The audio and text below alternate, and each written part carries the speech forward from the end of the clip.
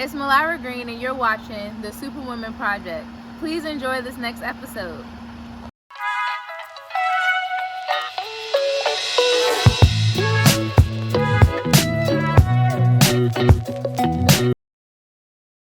I am Becca Miller. I am the match support specialist for the Team Up mentoring program at the Up Center. And I always feel like that job title does not really mean very much to me. It's more, I have loved this position because it has let me do so many different things and roll them all into one. And I feel like each element of what I'm doing is just turning who I am into a profession, and that I'm lucky enough to get a paycheck from that. And I know not everyone is, so I'm very grateful that I've had that opportunity. Man, that's so powerful. Like, I do talk to people a lot about how do you allow for your strengths and what brings you joy, create the cash flow for you. Because cash is like a bird. If I go out and I chase it, it's going to literally run away. But if I sit down and I let it come, it's going to keep flowing to me. So it makes my heart beat and joy to see that you're able to do that, to do what you love doing, but allow for it to fund the things that you're doing. So tell me a little bit about what you actually do in that position. Absolutely. So my day-to-day looks very different depending on what day it is.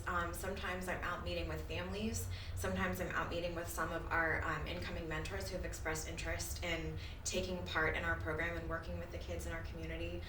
Sometimes I'm deciding or working with my team to decide where those pieces fit the best, and then making those meetings happen where they're introduced to each other.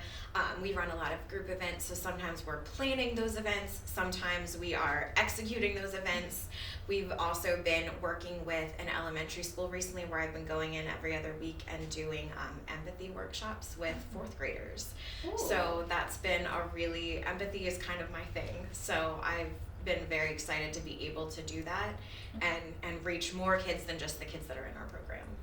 Man, so tell me a little bit about this empathy as your thing. I would love to hear about that. So I think it stemmed from when I was a kid. I learned very, very early on to take care of other people, and that's always kind of been my role. And I feel like through doing that, I have been able to put myself in other people's shoes and try to see before I react, before I come across somebody with judgment, taking that pause and thinking, okay, what are you going through right now? Mm-hmm. What does your life look like? And how is that causing you to come at me or to come at whatever situation you're involved in right now? And how can we kind of mitigate that and realize that all of the stuff that you're going through, there are ways that we can help, and sometimes if there's not ways that we can help, we can at least take a moment and listen to what you're going through, because sometimes just being that listening ear is a lot more powerful than we realize. Man, that is definitely deep. Like, when you really think about it and you think about your own experiences growing up and how you become the answer to the problems that you had. So now nobody else has to have those same problems. So what I would love to hear is kind of like your why. What keeps you waking up every morning to go in and help these families, these kids in our community? So wholeness has always been a big goal for me. Growing up, I didn't really have a community of people looking out, didn't really have a close-knit family, didn't have that network of people who I felt like if I was going through a struggle or if I was hurting, I could reach out and I could have somebody to fall back on.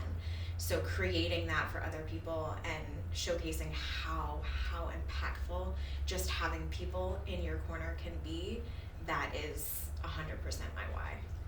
Girl, you are everything, like literally everything. Because a lot of the times we reach or try to reach self-actualization, but there's different steps before we can get there. And there's this space after basic needs is belonging and safety. If you don't have a place to belong, you're not going to feel safe. So that's what I want you to know. You are a superwoman because you're creating that space of safety for so many children and families that might not have it. So although you have pain, you turn it into your purpose. And because of that, other people won't have to experience some of the feelings and challenges and hardships that you have. So when I ask you, what does I'm enough mean to you? What would you say?